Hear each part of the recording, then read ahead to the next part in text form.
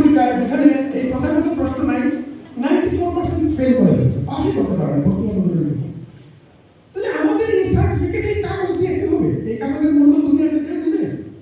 তাহলে আমরা এদিকে যাবো কেন? আমাদের উদ্দেশ্য হচ্ছে বাচ্চার বুদ্ধিবৃত্তি বিকাশ ঘটুক, সে পড়তে শিখুক, সে লিখতে শিখুক, সে গণিত করতে শিখুক, মুখস্থ করে উত্তর না দেয়। আর বাচ্চাদের মুখস্থ করার ক্ষমতা অনেক বেশি, সে পুরো গণিত বই মুখস্থ করে উত্তর দিতে পারে। কারণ আমি যখন একটা পরীক্ষা চলতেছিল ওই কিশোরগঞ্জের হাওড় অঞ্চলে অনেকগুলো স্কুল পরিদর্শন করেছি, তখন পরীক্ষা চলতেছিল।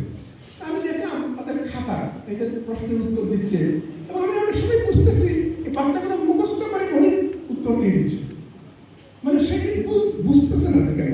এবং এই যে ওনারা যে পরীক্ষাটা নিলেন দেখেন একটু পরিবর্তন করে দিলেন, অর্থাৎ বাচ্চাটা বুঝছে কিনা এইটা জাজ করছেন।